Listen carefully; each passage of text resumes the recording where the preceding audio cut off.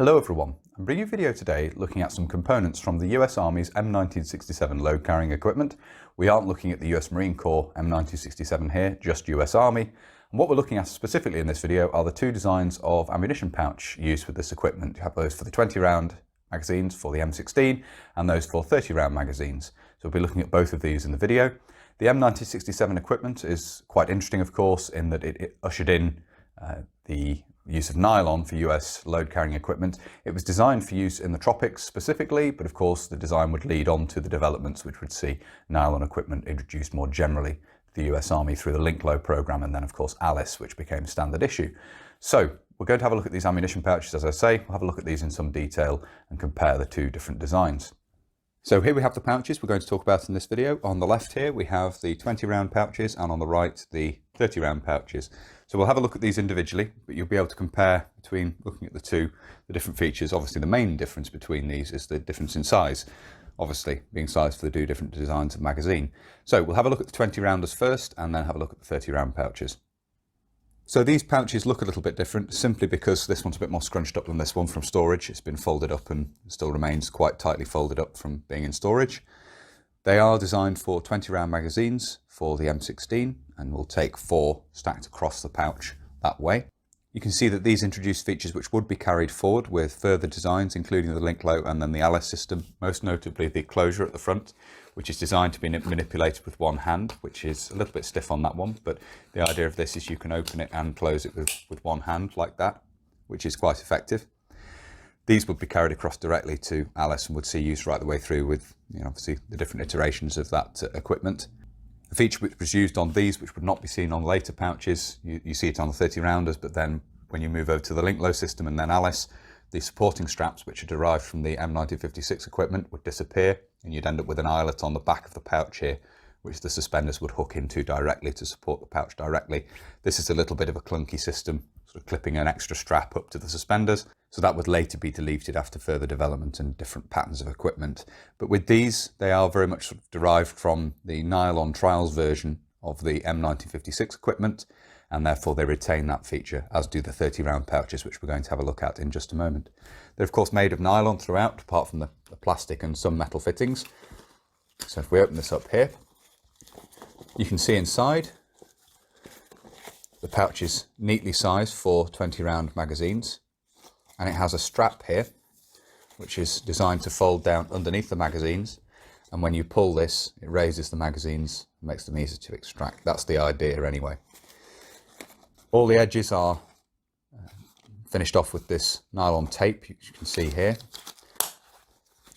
Around the sides here there is a loop for the spoon of a grenade and then a securing strap which wraps around it, and this differs somewhat from what you'll see on the 30 round pouches.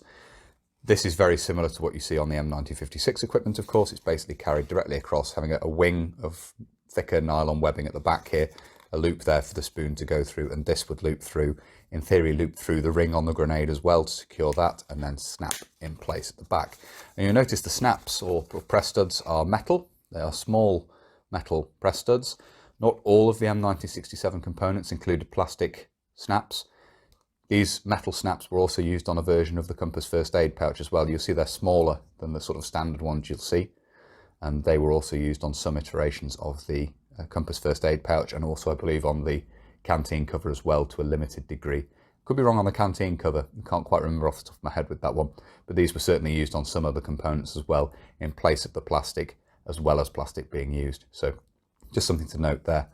Thin nylon tape used as the strap there around the side. The same tape is used for the supporting strap here. Obviously uses slide keepers on the back, as you can see, and in common with many of these you have a number marking on the back there. The strap adjusts in with this buckle here, which is a simple friction buckle. Works very well. You just pull down and it tightens in and then locks off, and to release it you need to pull it up like that and it'll release. And then you have a simple spring clip there to clip this up onto the suspenders. So following on from the M-1956 equipment, but obviously made in nylon and designed for the new magazines, the 20 round magazines for the M16, so designed specifically with that weapon in mind. This one here is basically exactly the same. As I say, they aren't a handed pair. You have a number stamped on the back there as well. but you can just see this one has the different sort of tones of nylon going on. This one is basically green all over, pretty much the same tone of green, slight variations. This has more brown straps and obviously different tones of green used for the actual main body and the tape around the edge and so forth. That can alter a bit over time as well with fading, but I would imagine when this was first made there was still the difference in the different colours and so forth of the nylon used. It doesn't really matter.